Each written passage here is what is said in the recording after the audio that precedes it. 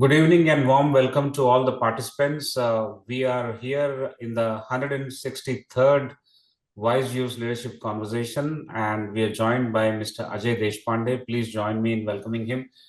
Welcome, Ajay ji. Abhay, Abhay ji, welcome and good evening to you.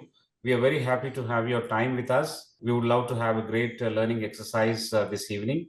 I'll do a brief introduction and then I'll hand it over back to you, sir. As I mentioned, these are Wise Views Leadership Conversations, and for this 163rd session, Mr. Abhay Deshpande is talking about recycling movement in India and how the mindsets and the motivations work. And this introduction and the opening remarks by the speaker will be for about 20-25 minutes, followed by 40 minutes of Q&A. We will close at 7:30 this evening. And before that, we'll have a wonderful session of conversations, questions, and answers.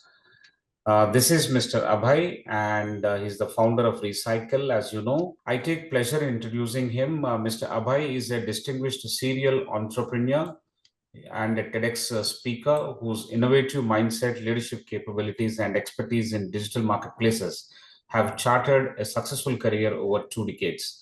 Mr. Abhay is the founder at Recykal, a clean tech company he established in 2016 with a strong focus on the circular economy. He has reshaped the conversation around waste management and recycling with his vision to mainstream sustainability, environmental, social, and governance, that is, the ESG practices and circularity. Before Recykal, Mr. Abhay was the driving force behind Marjak, which was again very popular, India's first software as a service SaaS company specializing in enterprise e-commerce platforms. Founded Marjak in 2007, acquired subsequently in 2015 by Capillary Technologies, marked one of the largest SaaS deals in India at that time, an accomplishment that underscores Mr. Abhay's business acumen. In fact, one should go and read more about him in the investment circles, in the VC circles, about how Mr. Abhay has done this. It's very interesting. Mr. Abhay started his entrepreneurial journey in 1998 with Malamal.com, recognized as one of India's pioneering e-commerce ventures. This initiative was an early indicator of his foresight and adaptability, which continue to define his career. His goal to channel 5% of India's waste back into circular economy exemplifies his pursuit of progressive environmental solutions. Whether in the boardroom or at industry events, Mr. Abhay's insights and leadership consistently bring a fresh perspective, inspiring others to think differently about the role of business in society. And that is the reason why we have requested him to again speak to you in this forum. Thank you once again, Mr. Abhay, for agreeing to spare your time. I will also introduce my esteemed colleague, Dr. R. Prasad. He is the Senior Director at Academic Wing of ICFAI Group. He comes with 3 decades of rich experience as an entrepreneur, as a corporate professional, as well as an academic now. He holds BTech from IIT Bombay and a PGDM from IIM Kolkata. Welcome, Professor Prasad, and thank you so much for joining. We will spare all the time. We'll conserve every bit of time and energy to listen to you and understand this great recycling movement. Over to you, sir, and thank you once again. Please start your session. thanks, Sudhakar ji, for inviting me here. Thanks, Dr. Prasad. And good evening, everyone. So, as introduced by Sudhakar ji, I would like to take 5 minutes on giving you a background about what I have done in my life in first 16, 17 years of entrepreneurship. I have a brief presentation, and then I will move to the recycling part of it. Okay, so just to give a brief background about myself, so I'm from a small village in Maharashtra called Partur. Comes with a family of middle class family. No one in my family has done business before. Forget about not open a shop also in their village. I have done my MBA in managing rejections. A lot of rejections. I say that the power of rejection is very, very big in the entrepreneurial world. More you get rejected, more stronger you come out. I have been doing e-commerce for last decade, 22 years. I will call it as a learned entrepreneur, serial entrepreneur, not failed, because entrepreneurs never fails. I go with the definition that there is nothing called failed entrepreneur, because everyone who tried to be entrepreneur itself is a big success, right? It's not easy to be entrepreneur. I will talk about it. I started my first venture in 1999, a company called Malamal.com, which was the first e-commerce marketplace of India. While India was still thinking about internet, I went ahead and launched a marketplace. India was not ready for it. It was 10 years ahead of the time. I think people were not even ready to, didn't have the internet connections also. But as you all know that for entrepreneur, Excel sheet is a beautiful tool. So my business plan on Excel sheet was supposed to be $1 billion business by 2001 itself. And that gives you a kick as an entrepreneur. You prepare a plan, have few pets, few drinks, and just feel that you are a billionaire already and you have conquered the world. But reality is different. Learned a lot in that period. Ran that company from 1998 to 2007. A lot of new innovations we did. We were named to go for a lot of media attention to us, everything we got, but the real business was not there. So in one line, we could not become malamal from monetary perspective, but learned a lot about entrepreneurship during that period. I became malamal from the learning experiences then. And if you all know, malamal means rich in Hindi, right? So the word malamal is meaning rich, rich in Hindi. So could not become rich from financially, but learned a lot and become a rich as an entrepreneur learnings. A lot of learnings. Two most important thing is one is hire a right talent. That was the biggest learning out of my first venture. When I started, I hired most of my friends, my close relatives. They joined me, and I felt that create a large enterprise, a great success story using them. But then I realized that that doesn't work. If you want to build a large successful enterprise and a really valuable startup, you need to have a great team. So one big learning I had that time was hire a right talent. And second, having a solid team is most important. I think the team which is passionate like you, the team which is ambitious and would like to run along with you during the good, bad, and worst times is most important time. And the third learning was we learned to say no. I was bad in that saying no, and that is something which I learned that you have to learn saying no in that period. So in 2007, by 2006, it was, and that 98 to 2006, those 8 years were the real years of my entrepreneurship. I couldn't do MBA from any big college, but those 8 years were equivalent to any MBA in any college in the world. It was like equivalent to Harvard University or Cambridge, any university, because that teaches you a lot of things, like the way the world treats you when you are at top, the way the world treats you when you are down. Lot of learnings. You know who's your friend, who's not your friend. But based on those learnings, I started my second venture called MartJack. That was started in 2007. So I moved from B2C to B2B. Again, the three guys who were left from Malabar were with me, a small office, 400 square feet, the old scooter, and a debt of almost 1.52 crore rupees on me. And again, a wild dream to disrupt the world with a software as a service platform. And at that time, even in 2007, nobody was knowing about what is SaaS means. For India, at that time, SaaS B2B Bhuti was the most popular serial. So SaaS was known for that. Software as a service was not something which anybody heard about. People were not, in India, nobody was even ready to pay for Microsoft. They were really happy to go to Begum Bazaar and get 100 rupees and get a CD pirated software. And we were there to sell SaaS as a solution in this country. Started this company, I ran for 100 months. We raised around $7 million in the process. The company ran exactly for 100 months. From 2007 to 2015, in 100 months, we raised $7 million. That is 42 crore rupees. That time the rate was 60. 2 million that around 15 crore rupees loan I had.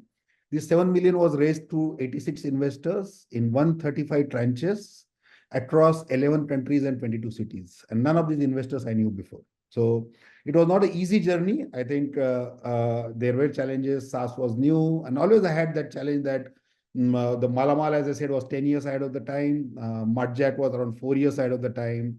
And when location, because we were based out of Hyderabad, and during the same 2007, 2008, we had Satyam issue happening here. So the Hyderabad, the name was not great. People had extra filters when they looked at the companies from Hyderabad. All those challenges we went through. But we were confident. But this time, what I did is that I had a right team, right kind of talent, and then we survived through that period. I got rejected 100 times by around 80 plus VCs. I reached out to 80 VCs and got rejected almost 100 times. But we were still confident that we'll make something big, and got rejected by. We got a couple of acquisition offers. We also went through that. It couldn't happen. All what you could see as an entrepreneur, we saw all those scenarios. We were initially a SMB focused platform where we were selling it. My first client was a client who paid us 399 rupees per month. That is around 4,800 per annum as a SaaS fees. From there, we pivoted. We realized in 2-3 years that SMBs are not going to work in India, is not ready for SMB SaaS. We pivoted to the enterprise SaaS. And when I exited in 2016, the last client which we got was paid us 69 lakh rupees per month. So that was from 399 rupees to 69 lakh rupees of the journey from a SMB focused platform to a very super enterprise focused platform where people were ready to pay 70 lakh rupees for a software per month. So I think that has been the learning. We were made in India. It was completely made in India. The clients we had were from Middle East, Southeast Asia, China, UK. We had clients from all parts of the world. And that's something which really made us proud that we made a technology in India, but had a global audience for it. In 2015, we got acquired by a company called Capillary Technologies, which is a Bangalore-based company, has a head office in Singapore, funded by Warburg, Pinterest, Sequoia, Novest. And it was one of the largest SaaS deals those days. And my 15 years of journey as an entrepreneur got into the complete cycle, got closed, started, failed, started, failed, and again exited. So that whole cycle got completed. And that was one of the largest deal. As I said, I had 176 people team. The most happiest thing for me was after 16 years of struggle, and although 16 years, I never saw more than 5 lakh rupees in my account. Virtually, I was always rich in terms of valuations, but the real cash was not there. The exit highlight was that almost 5 people became millionaires in terms of dollar terms. 25 crore we could create. We made almost 30 people retired financially.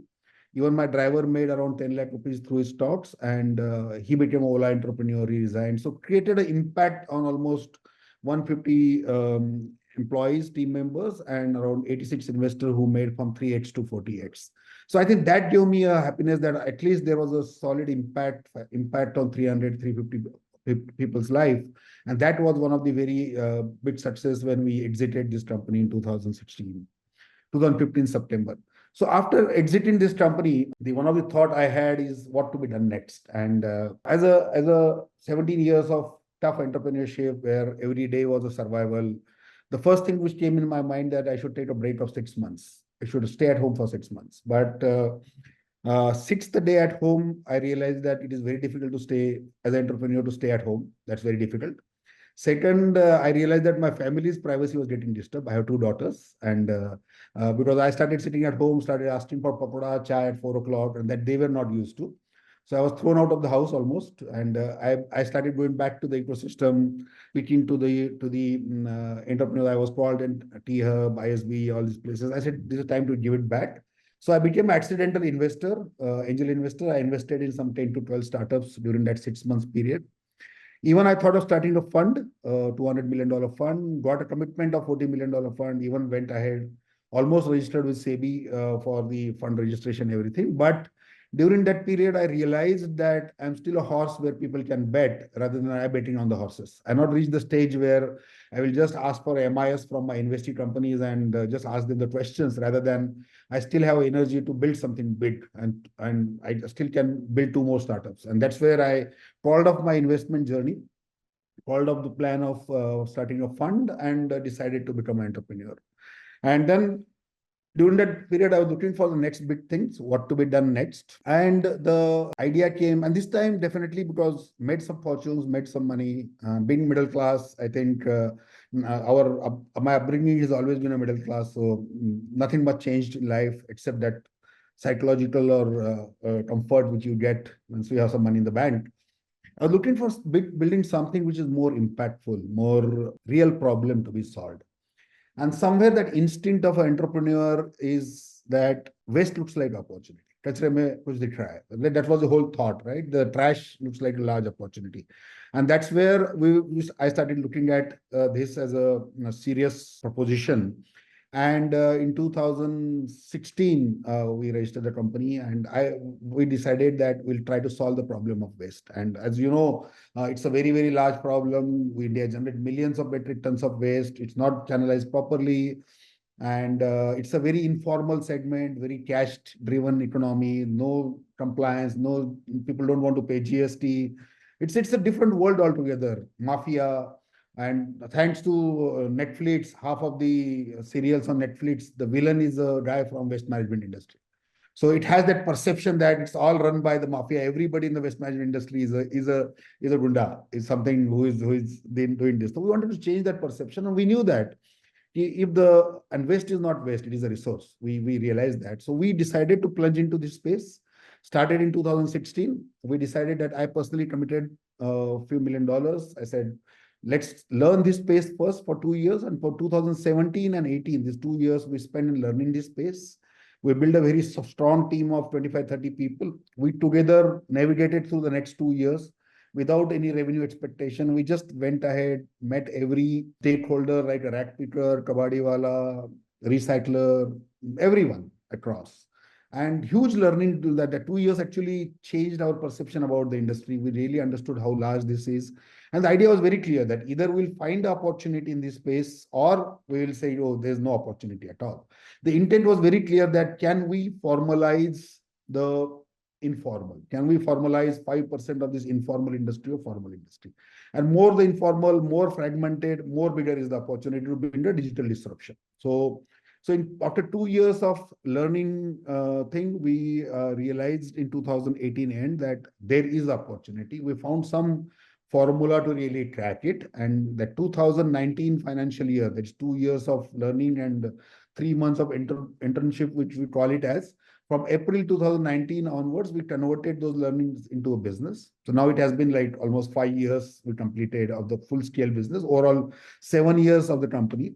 So we have been growing very fast for the last couple of years. So broadly, what we do at Recykal is something. See, if you look at all of us, we all are consumers, we all are waste generators. We are in a business of bringing a large scale behavioral change amongst every stakeholder. So what do we mean by behavioral change? If you look at the waste, the way government looks at waste is they have to just make sure that they collect, clean it, and throw it in some landfill. That is the way they look at it. There is a need of a behavioral change that this cannot be put in landfill or ocean or this thing. This need to be brought into a circular economy. This need to be processed. This need to be collected well, because nothing is called waste. This is a resource for somebody else. But the way the overall government ecosystem was looking at it as a purely a waste. So that perception about it has to be changed. The waste should be looked at resource. There was a need of a change in the existing ecosystem that rack picker there are 4-5 people in that value chain. They were looking at it as a more informal way of doing business, collection, no GST payments, selling it cash, very, very dirty way of handling the waste. So there was a need of a behavioral change that required in that stakeholders to really make it more a formal ecosystem there. And then as a consumer, as a waste generator, we all are waste generators. And if you look at our behavior, I will just give you an example and which will explain you the scenario. At our home, we have multiple kind of waste we generate, but I will take example of 3 different kind of waste. If you look at paper, newspaper, none of us reads newspaper and throws it in a dustbin, right? We all read it and make sure that it is kept in some box somewhere. And at the end of the month, it is sold for 9 rupees per kg or 8 rupees per kg. For years, it is happening. None of us throws in dustbin because we have been trained in the mind that the paper is valuable, right? If you look at plastic, which is actually more valuable than paper, but we consume cold drinks and we just make sure that we either litter it on the road or we keep it in a dustbin, we throw it in a dustbin, because that has been the way we are trained. And the third thing, if you look at e-waste, that many of you must be having your mobile, which you bought 15, 20 years back, still at somewhere in some drawer, or you will have something kept somewhere, right? Because we still feel that perceived value of the original product was 30,000 rupees, 50,000 rupees. And the kaam aayega, this one word impacts our behavior. So these are the 3, if you look at our behavior, and to change that behavior need a different kind of incentive, needs a different kind of behavioral change to bring that behavioral change. And what we learned also, what I personally learned in my 25 years of entrepreneurship is that there are only 2 things which can bring a large-scale behavioral change. One is a fear, or second one is a greed. These are the only 2 things. And fear, I think, is beyond us. Only our Prime Minister can do it at 8 p.m. in the night and say that if from tomorrow, if you throw a water bottle on the road, you will be in jail for 20 years. That fear might be created, but that is beyond us. But the greed is something which, if it is incentivized, if this is really done well, they can there can be a large-scale behavioral change. So we actually started building those platforms, connected all the stakeholders on one platform where we have rag pickers working with us, we have collectors working with us, we have government working with us, we have large corporates working with 600 plus companies we work with. All that, and what has happened at the same time when we were started working on it, all this ESG, sustainability, circular economy became a mainstream thing. It was not there at all before when we started, because at that time nobody was talking about it. Circular economy was not even the word in discussion also. But come pandemic, post-pandemic, the things have changed. People have realized that the resources are very valuable. Mother Earth has limited resources. If we don't use it properly, next generation will not have resources. And that understanding, that voluntary thing started coming into the corporates, in the consumer started thinking about sustainable products, although the percentage is very small. So we actually got into that system and started bringing various solutions, technology platforms to really bring that behavioral change. And today I can say that we are a 450 people team based out of Hyderabad. We have raised around $45 million till date from the investors like Morgan Stanley. Mr. Ranjan Pai was the latest addition in our cap table. Mr. Ajay Parekh from Pidilite, and then Mr. Velen from Murugappa family. All these are the reputed families who participated in the various rounds earlier. And then we have Morgan Stanley. And we're almost doing $100 million top line. And a very solid team spread across India is working on various solutions and trying to bring that behavior. It's all a passionate team. As I always say that I was better in my second venture in getting the right team. This time I have a superstar team. And I always say that 45 people are more valuable, 45 talented, passionate people are more valuable than $45 million, because they can bring $45 billion for you if you are right kind of team. So I think we have cracked that a little bit. We are on a growth plan, and whatever, we have channelized almost 8 lakh metric tons of waste last year, last financial year. This year, we are aiming to channelize around 1.2 million metric tons of waste through our platform to a right destination. It is not going to the landfill or not going to the ocean. It is getting into the circular economy back. The plastic bottle collected goes to the recycler. He recycles it, and the content are again used to make a bottle. So that's what we are bringing, so that they are not taking the new natural resources. Similar way is applicable for metal. We are active in plastic, metal, paper, tires, batteries. There are the 5 or 6 categories where we are strong. Plastic is the major one which we started. And we are on the mission of bringing circularity into the whole system. Earlier, we used to think about 5% of India's waste. We have increased that goalpost to 10% of India's waste. That means almost 6 million metric tons of waste we should be able to bring into circularity by 27-28. That's our vision. And I'm sure with the current change in the overall way of looking towards it, the overall government approach, thanks to Swachh Bharat, thanks to ESG, where all the stakeholders are seeing behavioral change. Earlier, most of these discussions used to be only boardroom discussions, but fortunately, those discussions have moved now to the actual ground level work, and that change is happening. I'm sure it is going to take a lot of time. We will not see the complete circular world, at least in our lifetime, but at least there is a intent from most of the stakeholders to make it happen. So this is where we are. I think I'm open to questions. I just wanted your brief about it, and then in Q&A, I can take more inputs from you. Great. Great, sir. It's a wonderful session. I think in a short span of 20 minutes or less than 20 minutes, you have taken us around the world of Mr. Abhay Deshpande. In a way, it is too much of an information that you have given, several points that you have covered. To do justice, actually, it takes a little more time, or much more time, to go through what you have been doing and try and understand, to decipher some learnings for us. Wonderful. I'm very happy that we have hit upon you, requested you to come on our platform. The more I listen to you, the more lessons. I have completed jotting down about 3 sheets of what you have told, although it was there on your slides, but I was sharply focusing on what you said. Very interestingly, we are joined by some distinguished individuals this evening around the screen. Majority of them are youngsters and people from tech world, people from academics, people from media. Authors have joined. We have people who joined from energy sector, people from non-renewable energy. My friend Mr. Jayasurya has joined. I think several other distinguished individuals have joined. I welcome all of them. This is a wonderful session. Stay tuned, and we have a lot to learn collectively from this session. And I want to also mention that Mr. Abhay Deshpande has very succinctly put his journey, which is worth several books and several hours of conversation, probably. But in a manner of speaking, the phases in which he has told his story are three: the first phase, second phase, and the third phase. And the third phase is raging. I think is doing extremely well. And the first phase he could complete it. Second phase also he could complete in style. But the growth of confidence in terms of nurturing teams, in terms of attracting investments, not just among the people who are known to you, but largely among the people who are not known to you.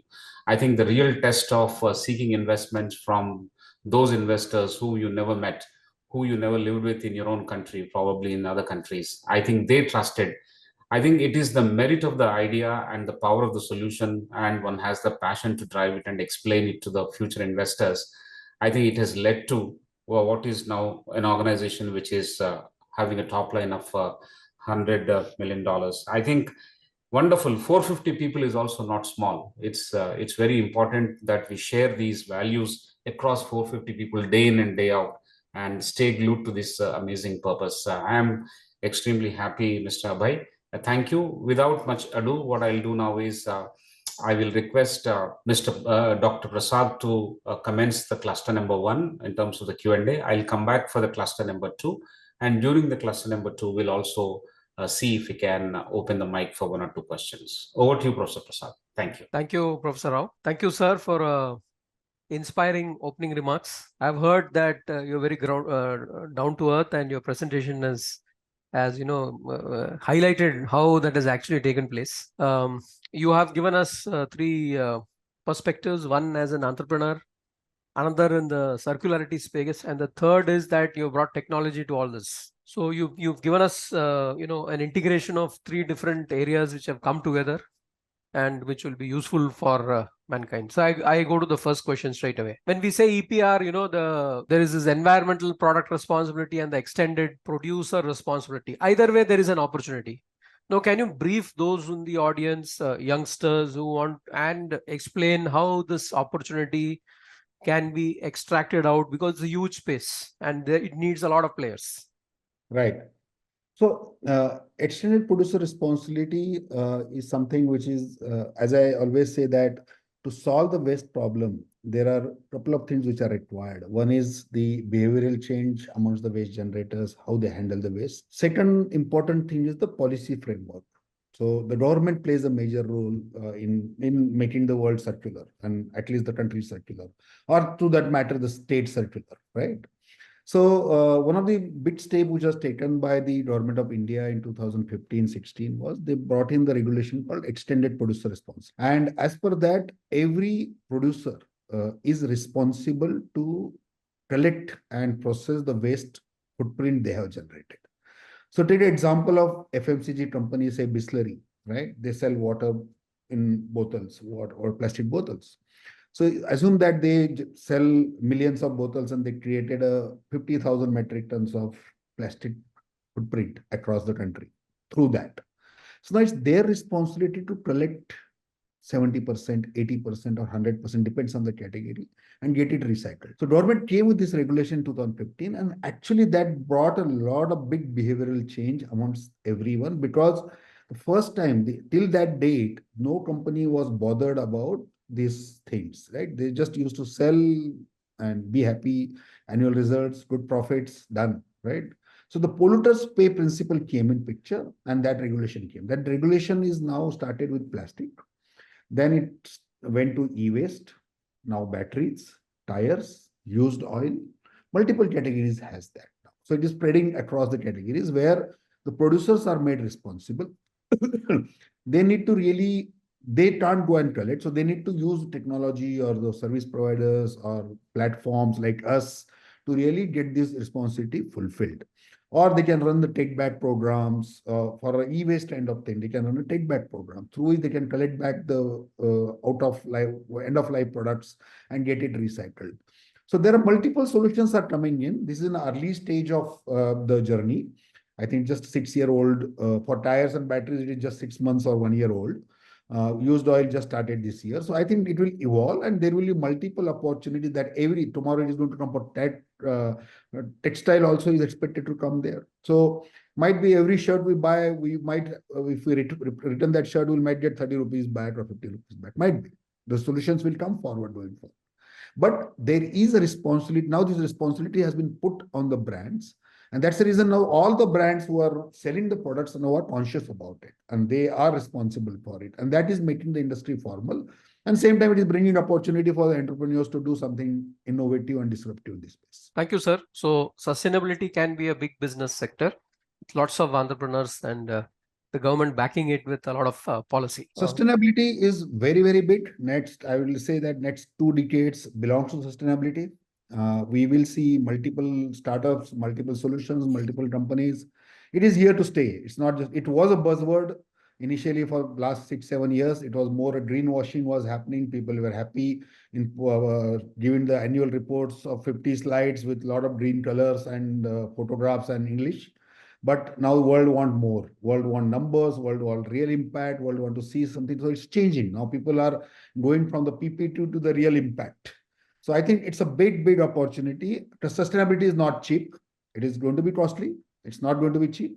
They will end up spending money, and end result is that somewhere the consumer also will be burdened with it. But without sustainability, the world is not going to be sustainable in coming years. The sustainability is the need of the hour. Excellent, sir. I think you have shown opportunity not just for the business side, but also for individuals, because as in whatever profession one is, one can add that edge, be able to solve problems with from the sustainability edge. I think the value to the organization is going to be much higher. Sir, next question on this, from the company side, can you give us an illustration? I noticed on your website, a customer positive comment, Mars Pet Care. So if you have to just take us through the cycle of what you exactly do with, any company. I mean, I just used Mars Pet Care. So I think any company, for example, you take any company who is an FMCG company, the first thing we do is for them is we started our journey with them is the first thing we do is that they have this obligation of EPR. So we have a platform called EPR Loop. We have digital, we have all the waste collectors, processors, recyclers at one side of the platform, and the other side of the platform we have all these brands, FMCG companies. So they meet each other there and exchange the EPR credits for cost. And this platform, we make a platform fees there. So that's the first thing which we do. And so this helps the brands not to really go at the ground level, and they don't have to really worry about onboarding, because 100 people, 100 waste pickers, 100 companies, and deal with that, rather than they outsource it to us completely through our platform and they get their obligation fulfilled. And we are working with 500 plus brands, and we are one of the largest, almost 40-50% market share into that. That's the one piece. We don't stop there because that is just a beginning. That's a compliance requirement. The second thing which we do is that we provide them the platform and technology. We have got a circularity platform. We call it as a circularity platform that has been given to them to trace every kg of waste they generate pre-consumer inside to their factory, their offices, everything. So this is a cloud-based platform where every kg of waste generated is tracked in the system, and from there where it is channelized. So most of these companies nowadays wanted to claim that they are zero landfill companies. That is a proud statement which everybody want to make. But how do you prove that? I just make a statement, but now world don't want just hollow statements. People want to know, people want you to prove that. So they can prove that using our system, where that every kg of waste generated is tracked here, and from where it is channelized, where it has gone, the complete traceability is provided using our platform. So we are seeing a great adoption for this kind of platform. Third thing which we do with them is we educate. We have a platform which help them in bringing that awareness amongst their employees about sustainability. So we provide them that digital content through our platform, where every employee, based on his hierarchy or seniority, is educated about what does sustainability mean, right? What does it mean for his job on day-to-day basis? We even help them in doing that. The fourth thing which we do is, today with the new EPR regulation, it is mandatory for all the brands to use recycled content into their packaging. So, for example, if you see Pepsi is using both PET bottles today, and it's a virgin plastic completely used today. From next year onwards, they have to use 20% of recycled content into it and 80% virgin. It is mandatory now because so that the circular economy gets in place.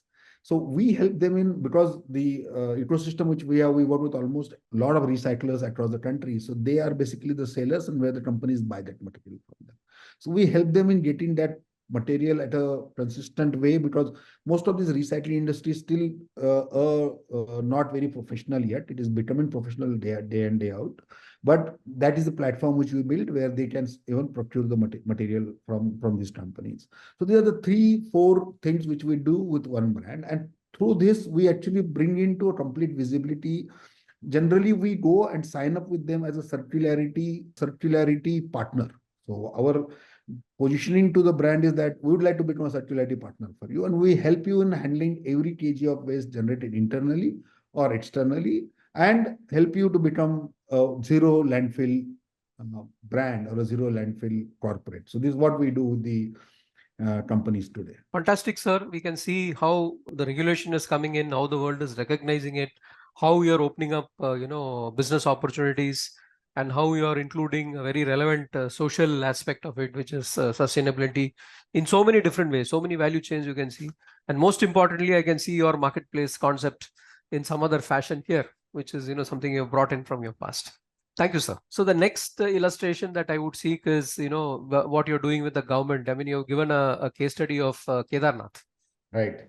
Can you just illustrate that aspect also? So I think, Dr. Prasad, this is the most important topic, and this is something which Recykal has been working for last 5 years, and we have been investing on this, building this technology platform for this. This one solution is going to bring that large-scale behavioral change in the consumer. As I said, we are in the business of bringing behavioral change. Till date, we must have changed the behavior of 10,000 kabadi walas, say 500, 600 corporates, but at a large scale. India has 1.4 billion people, right? And we generate a lot of waste every day. So what we have done, we have built a technology platform, and we have been advocating the system of deposit return system for last 5 years or so, right? Deposit return system is pretty simple. It is not new. It has been implemented in 45 countries across the world. India is looking towards it, and it's very simple that you buy a Pepsi bottle for, say, in US or in Europe for $10. 10 out of that, 50 cents is the deposit. So $10 is the price and 50 cents is the deposit you pay at the time of buying the bottle. When you return the bottle, you get your 50 cents back. Simple, right? And in our childhood, at least, we used to have those thumbs up glass bottles. So we used to do that informal deposit to the shopkeeper, and when you return the bottle, you used to return us. We brought that system into reality with a complete technology into play. And what happens now, what we did around 3 years back, and we built the technology. We went to many people, got a lot of rejections. People say, who will do it? How will it happen? And this has to be driven by the government policy only. One brand cannot do it. If Pepsi start doing it, his price will be seen like gone up by 1 rupee and his sales will go down. So nobody will. It has to be a policy by government that in this, and this is a state subject. So it has to happen in one's whole state. Then only it is effective. So during 3 years back, when Modi ji spoke about littering in Kedarnath in Man Ki Baat, the local district magistrate actually reached out to us because it was shameful that the Prime Minister is talking about littering and in Bigor's district. So he reached out to us. He was a little forward thinker, and he felt that something disruptive has to be done. We also took that challenge. We went there. We implemented the first digital deposit return system of India from Rudraprayag to top place, like to the temple, completed at 20 kilometers. And the model was very simple. 20 rupee water bottle, there was a 10 rupee deposit. So in whole that chain, if you buy anything, you have to pay 10 rupee deposit, and you return the bottle, you get your 10 rupee back. And there was a unique QR code print stick on every bottle sold in that platform. And all this through a escrow account, and all the payments were made through UPI to bring that transparency and everything. Initially, what we thought, we will bring a behavioral change. We started giving 2 rupees as an incentive initially. We didn't put deposit. We wanted to experiment that. But in first 30, 40 days, we got only 36 bottles. No behavioral change. People were not even bothered about the 2 rupee incentive. They were still littering. We said that is not going to work. Then we came up with the deposit plan, 10 rupee deposit we implemented. And the 2 months of Yatra, we collected 160,000 bottles back. A large scale behavioral change in 2 months. A year next, we did around 16 lakh bottles collect last year. Yeah. Now we extended it to Gangotri, Yamunotri, and Kedarnath. And even Badrinath is on the way. So all that 4 together became around 5 million bottles. We already collected 2.5 million bottles, 25 lakh bottles already collected. So we saw that this brings that behavioral change. Indian consumer is, and even if he throws the pittuwala, we call it as a rat picker there, he used to get that money. So that actually started really seeing the traction. We got a national award for it from the Honorable President last year. It's one of the best innovation in waste management or digital way of doing this. And the similar way, and jo dikhta hai wo bikta hai at the end of the day, right? So then we got approached by a lot of state governments, and particularly Goa was very forward thinker. The Honorable Chief Minister is very forward thinker. He wanted technology to solve the problem. So we started the conversation, and they wanted to do this in their state. So Goa has become a first state to bring a law of deposit return system, amended the law in the assembly, got it approved by the cabinet, and now they have gazetted it also. 15 days back, the first state in Southeast Asia to bring a deposit return system law has already been done. Now, as per that, every product sold in Goa state from say January or whatever year it is, will have to carry a deposit. For liquor, it will be might be, the deposits are not, that is the government has to finalize, but there will be a deposit of 5 rupees, 2 rupees, 10 rupees on every bottle sold. And then they will create a collection infrastructure across the state and they will do it. So I think what we did in Kedarnath and Uttarakhand has actually inspired many states to go ahead with that. And we will be bidding for the RFP if that comes in Goa. And if we become a scheme operator through a process, we will be implementing it at the state level where we'll create thousands of liters. So we also invented a reverse vending machine, which we built in-house made in India fully with complete AI, machine learning, AI-driven machine, which recognizes the bottle as soon as through an image immediately as soon as it's disposed. And the QR code also, unique QR code is printed everywhere. So we're expecting that huge behavioral change. What will happen after this in Goa from say January, if it is implemented, every house will have a cardboard box kept in a gallery. Today, I cut a Maggie, put it in prepare it, and then throw the cover in dustbin. Now that behavior will stop from January. That Maggie cover will go in the cardboard box because there is a 2 rupee deposit. I go to a pawn shop and take a gutka, eat gutka, and just throw it on the road. That will stop. I will keep it in the pocket. I will not throw it on the road. So that will bring that behavioral change at a large scale. And I really strongly feel as a company that to solve India's littering problem, the deposit return system implemented by government policy is going to change, and that will bring the biggest advantage here is that the material which is coming in the system, in that machine, is a high quality material, no contamination at all. Because as soon as you put it in dustbin, it gets mixed with the wet waste and then it goes into that cycle. And you lose the 40-50% of value of the material during that process. So this helps. So this is a game-changing moment for Indian waste management industry, which last 2 weeks. Yesterday, the Honorable Chief Minister of Uttarakhand has announced that they are going to put DRS at the state level. Big announcement he made yesterday. After seeing the success of Char Dham, they also wanted to implement it at the state. Now there are 2 states who have taken that initiative. And once the 2 are becoming successful, I think all 34 states and union territory will go for it. And that will bring the real circularity in plastic, glass, and metal. This can be extended to tires, batteries going forward, but I'm just taking one step at a time. Fantastic, sir. I think this is really motivating. When you did mention about Kedarnath and the success there, that was one level. And when you mentioned Goa, in fact, the document that you've uploaded on your website, the report that they mentioned is also, I was wondering, okay, there's a report now, what's happening next? And now you've announced this. Yeah. And I think, that's a huge game changer because, even the success rate of the mission will change without too much of, what you need to do. Absolutely. Excellent, sir. I'll take a pause at this stage and hand it back to Professor Rao. Time permits, I'll come back, sir. Thank you. Thank you very much, sir. This is a great discussion that's going on, and we are trying to unravel the efforts behind bringing this behavioral change. I think you have told us just now that DRS, the deposit return system, is going to be the game changer in the waste management industry. I think that's a way forward. It looks very nice. There are some case studies. I don't exactly remember, but I have seen one very interesting film where people have been incentivized to collect waste bottles on a beach, and they have done offline online contest over that, and it became socially a big hit campaign. I'll share it with you once I rummage through my old files. But uh, but sir, the related question here is, where are we with respect to other countries, and who are the countries which are leading it? What are the innovative championing exercises in waste management in other countries that we can learn from? So I think, Sudhakar, every country has a different kind of ecosystem, right? If you look at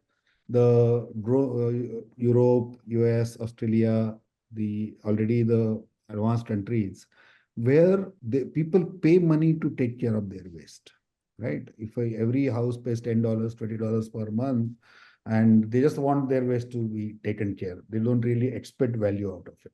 The behavior is completely different. When you come to these Southeast Asian countries, like India, Indonesia, Sri Lanka, Nepal, which are still in the early stage of their growth, the behavior is completely different. None of us really, even old shirt is not thrown in the dustbin. Still, it used for multiple purposes. We use it first to clean the car, and then use it for clean the pocha. And when it really gets teared, then it goes to a dustbin, right? So we are conscious. We are everything there is a value. Or we don't, nothing is waste in our part of the world. So what happened globally doesn't need to be really applicable for us, right? And what has happened, these countries have money, they generally collect the material, get it collected, and just send it to China, South Africa, Australia. China, South Africa, India, to that matter, has become a dumping yards for them, literally, right? They just ship everything, pay some fees for that. And our people, like tires, for example, India needs 5 million tires. India also generates 3 million metric tons of tires, but we still import it from outside and just process it, right? So there is a ban on some things, like plastic also was banned, electronics waste is banned to be imported, but there are some countries who still take it. So for these countries, it's not their problem, it's their neighbor's problem. They just want to dump it somewhere, and they have money, muscle power to make it happen.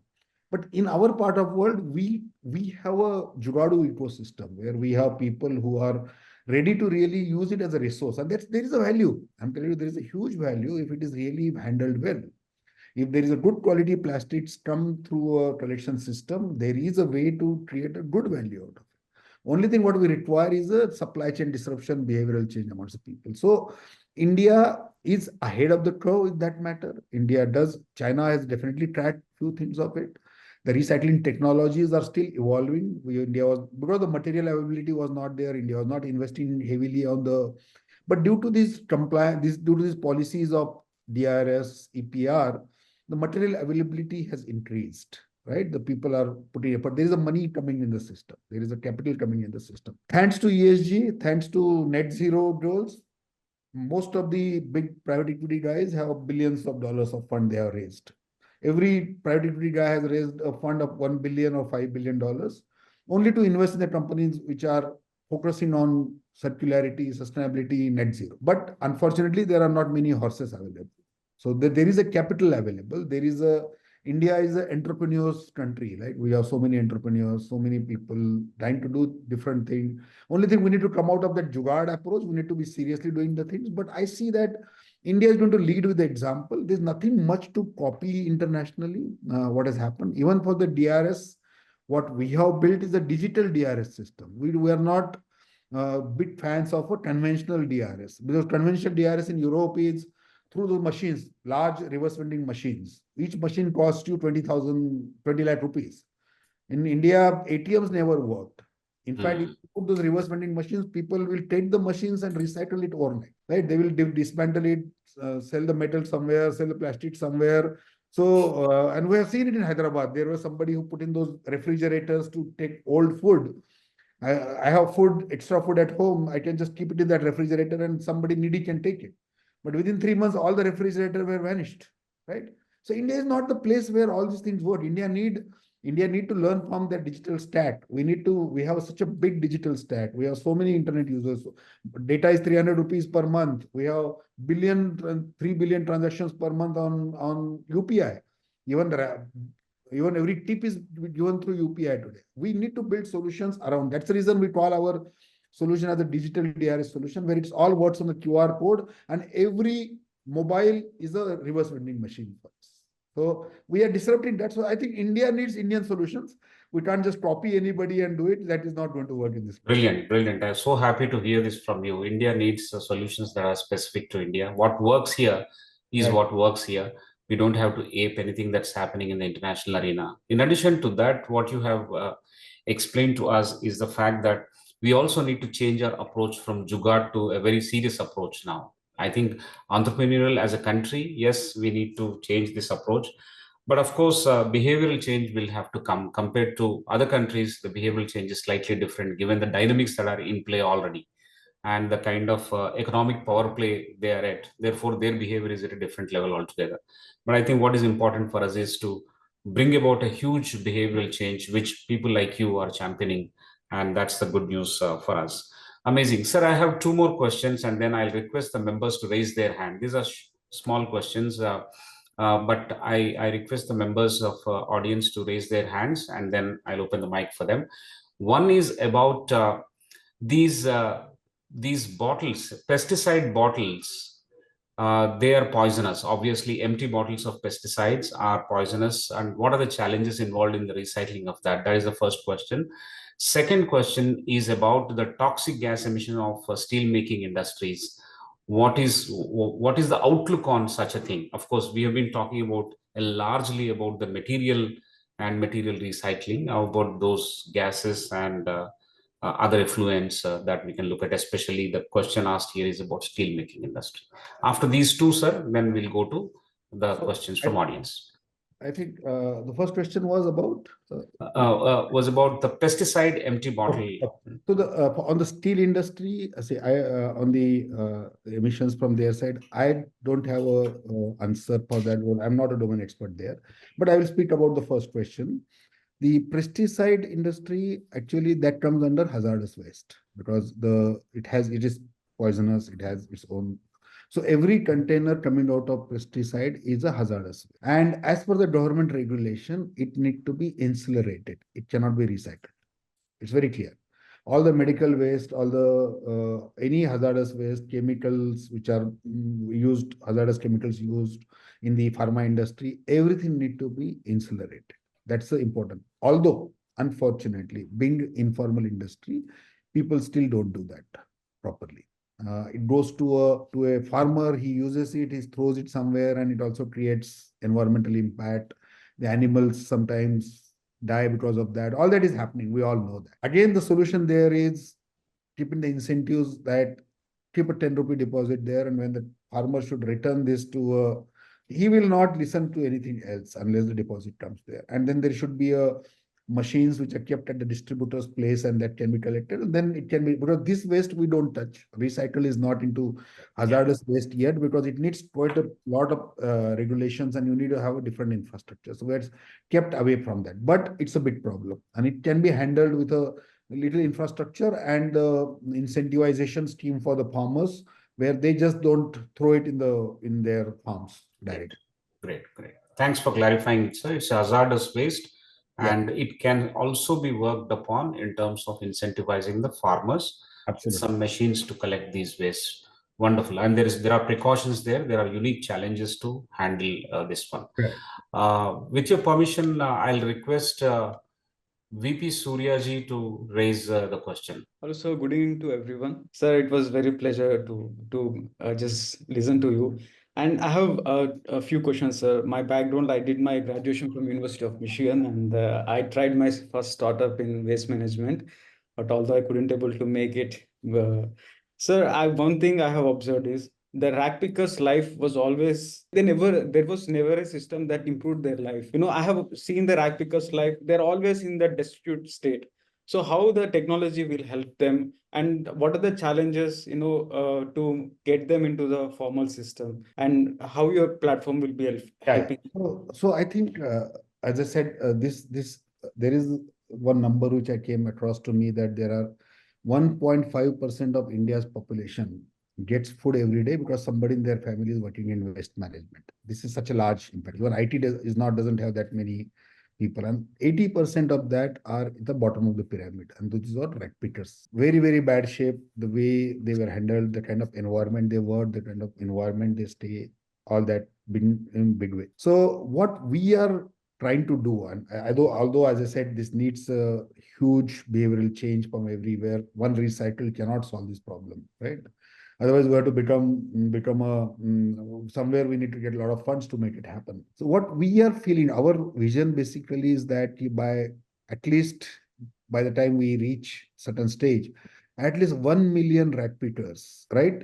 Their life should change. They should become formal, number one. And what is my definition of formal? I will say their kids should not be in the waste management industry. They should not become rat pickers. I can't change this existing guy's behavior in a large scale, or I cannot educate him much. He's already 35, 40. I can make him a bit formal. But if I could provide him enough of the resources and enough of the margins and everything, his son or daughter will be going to a school and get educated and have some better life rather than doing the same job which his parents are doing.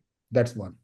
Like, for example, in DRS, when we talk about DRS in one state, our plan is an inclusive plan. So we are going to inclusively work with all these rat picker communities, provide them technology, train their small help groups.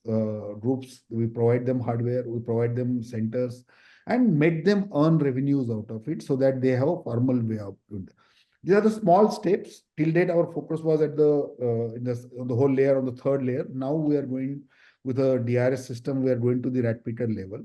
Apart from that, there are almost all the corporates have lot of money funds to invest into waste management, and they wanted to really empower the life of rat pickers, like ITC WOW program, and there are many companies. So we also have a foundation. We work with Mondelez, we work with JSW, we work with, so their money also we use to empower these people, provide them better facilities. So we are trying to do our bit in this. But as I said, the DRS in one state or whole country might bring a large scale change into their life, not the small initiatives of CSR. Amazing. Amazing, sir. Thank you so much. I think your model of harnessing partnerships on the back of DRS and making an inclusive levitation for at least rat pickers is a great model. I think we should definitely work in that direction. Thank you so much, Mr. Surya, for that question.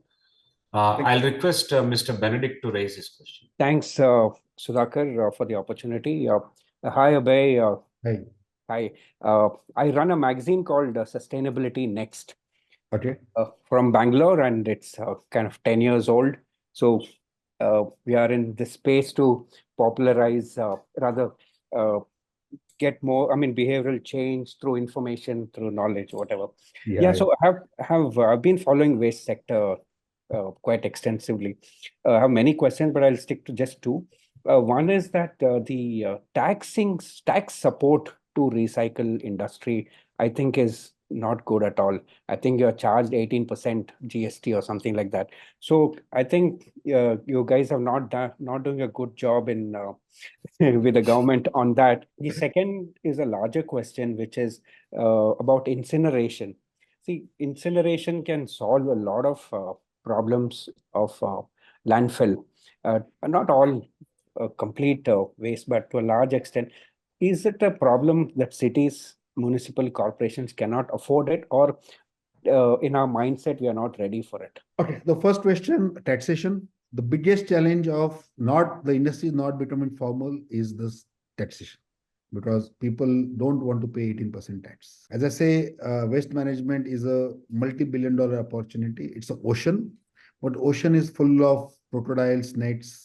It's very difficult to really do business there. It's very difficult to stay clean in this business because no one wants to pay tax, because the 18% is a big number. Now, we are not at that big where we can bring a policy of change in the taxation, because that is something beyond us as of now.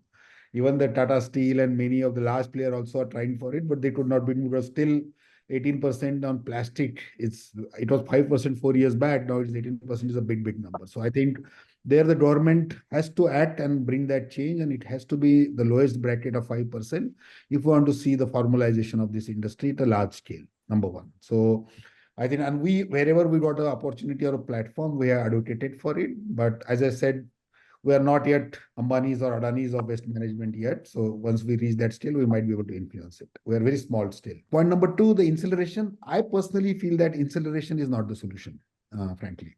Because incineration is where you are burning the material. It is going into, and it has its own side impacts also, side challenges also. Second way of doing it, for example, most of the cement factories are using this material for energy, right? You know that most of these cement factories have units where they consume all the RDF and as a substitute for coal, co-processing, what is they call that. But at the end of the day, whether it is co-processing, whether it is incineration is good for the hazardous waste where we don't want it to come back in the system. But what has happened, incineration is not a solution for the general plastic or any other waste, because all this is recyclable. Most of this multi-layer plastic, except, see, the two changes are required. People have to move from non-recyclable to recyclable. So this multi-layer plastic, this kurkure packet, everything, although it is a costly affair, but people have to go for it. You have to. Today, 50% of the plastic in the packaging is recyclable, 50% is non-recyclable. Unless we see 80-90% is recyclable plastic used, we are going to have challenges. Number one. Incineration is the end. It is you are burning the resource. And that's not going to be a long-term solution, because then again you have to get the fresh resource out of this, and that's not for the circular economy. Even I say today's recycling also, the way recycling industry working today, 80% of the recycled content goes into downcycling. It doesn't get into upcycling. It is used for example, plastic bottle is recycled and it goes into a making of yarn or a textile industry. That's downcycling. It is not upcycling. So I think that also need to change. Insulation is the last piece anyways, which is non-recyclable, which is like hazardous, should go there.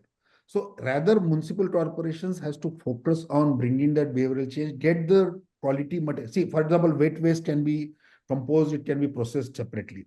If you look at every other waste, there is a chance of recycling if it is collected well and channelized well. So incineration is definitely not a long-term and not a large solution. That is what my personal belief is. Wonderful. Thank you. Wonderful. Right. Thank you. Thank you, Mr. Benedict, for that question.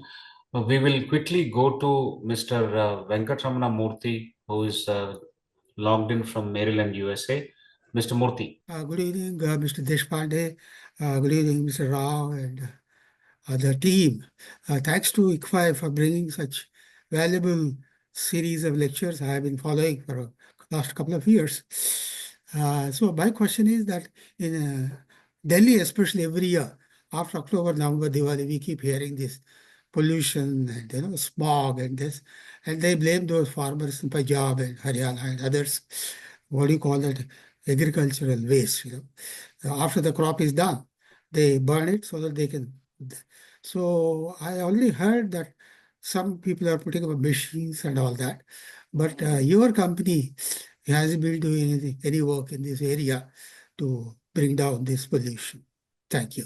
Yeah, so I definitely for the agriculture waste, there is a demand. I think we have been approached by IOCL, BPCL, all these companies we have been in conversation with, and they want to use this material for their recycling requirements and things. But the challenge which we are facing, two challenges, because we have not entered the agriculture waste yet. Definitely that is a category which is there in our agenda.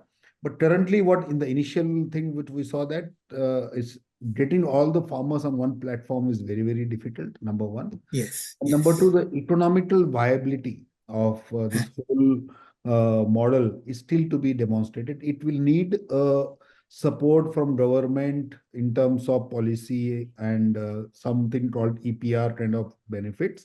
Then only it will be viable. But we have not yet entered that space, but that's there in our agenda for sure in coming years. Thank you, sir. Great, sir. Thanks for that question. And very quickly, we'll request Mr. Latesh Shetty to raise the question. Mr. Latesh. Hi, good evening, everyone. Abhay ji, am I audible? Yeah. Yes, you are. Yeah. So Abhay, big fan of yours. I have already listened to your podcast with Akshay Datta, so I know about the background. So happy to know that there has been tremendous progress further as well. My quick question was, I had listened to one of Mr. Nitin Gadkari's speech where he had mentioned that in NHA, National Highway Authority itself had a provision where they can use the plastic mixes for road construction. Correct. So just wanted to know, is there any these channels created, and is there any use happening currently? So I think some samples, some pilots, some scale it is happening. Trials are going on. But is it a large scale solution? Not yet. The economical viability? Not yet. Because they need material, but they need material of certain quality and some consistency, right? You can't just randomly put plastic there and give it to them. And that processing cost of the kind of, they need 3 mm shredded material, X, Y, Z, whatever requirement they have, right? Getting there, the economical viability still need to be figured out. Definitely, there are not just using in national highways. There are multiple attempts are going on of using plastic and multiple different initiatives. But I think these are in early stage of. But this is not the recyclable plastic doesn't go there, and it should not go there, because you are ending its life. The non-recyclable, that is the multi-layer, kurkure packet, everything, are the destination for that. But there are issues like collection doesn't happen, because 3-gram packet, if I have to pick up, the rat picker also has to write 50 times, 100 times, he has to get down and pick that packet, then only it become 1 kg. And unless I get 30-40 rupees per kg, that effort is not valuable for me. So there are challenges in that collection ecosystem. Viability is the issue. Right.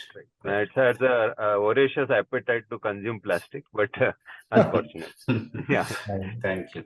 But it's a brilliant point that only the non-recyclable waste or plastic should go there. Yeah. The recyclable plastic, we put it to better use. Absolutely. Wonderful.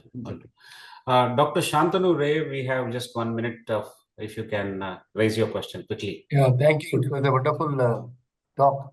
Actually, just one point was I've been in touch with the people who organized COP28 in Dubai. I've lived there for 9 years. So I worked with the industry there. So 2 initiatives they have taken, and I'm in touch with them. One initiative is that they have a book bank, and some like there are some in different localities they have a book bank where all the old books and these things and magazines and all that you can deposit every any citizen can go and deposit in that kind of a it's a kind of a container which is meant to your book bank. So put all your old books and all, because in all our household we have plenty of books. We never see those books and they're all lying and they can be recycled. So that's one of the ways they are doing it. The other one they have got is the bottle bank, which basically means all the plastic bottles, kind of plastic bottles are used for water, for Coca-Cola, for every damn thing. So they also have that. They have put it in different places. And I can share the photographs, but right now it's not the time for that. So the thing is, I am basically a votary of sustainable supply chain. And this is a circular economy and all, like putting things back. And this is what Dubai is doing, the UAE basically is doing. And I think that is something which you can probably do that, because let the common people also get involved. In every our household, we have got the things which can be recycled. And if you can adopt that method, and I have been in touch with them, I know the details of that. It's a very wonderful initiative they have taken. And going by what you have done, it's wonderful. Thank you very much for sharing your thoughts. I thought I'd just share some of my experiences. Thank you. Thank you. Sir, I think you have very patiently listened to all our questions and very nicely given the responses over the last 1 hour plus.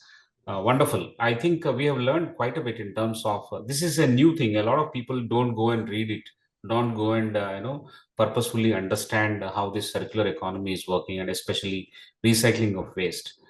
What has been traditionally known and what we picked up is that there is waste and there is landfill. Only to that extent there is knowledge. But I think today, this discussion and conversation has woken up us into understanding the methods in which your organization has embraced recycling, how it dealt with waste. It is beautiful. I think some of the questions that our people have also raised are very interesting. And what we'll do is for the remaining set of questions, we will write to you and seek your answers on email, offline as well. And we seek more opportunities to keep learning, because in your website, if you go to the impact section, you have published one of flip book, and that has told lots of stories for anyone who has bothered to actually do that. I request all the members who have joined today and also those who failed to join should go to the impact section of your website and keep flipping the pages and pause and learn. I think impact has been beautifully captured. I think kudos to your team members and your vision for putting it together so well, sir. One is, of course, telling the story of how you've done it. Other one is basically doing it. I think you deserve congratulations, and we need to learn from you how around the world and including this country to a large extent, people get a lot of opportunities, but they trash their opportunities. Whereas you have seen trash as an opportunity. I think that's the wonderful thing that we have learned today from this beautiful conversation with you on this leadership series. Thank you so much, sir. Thank you.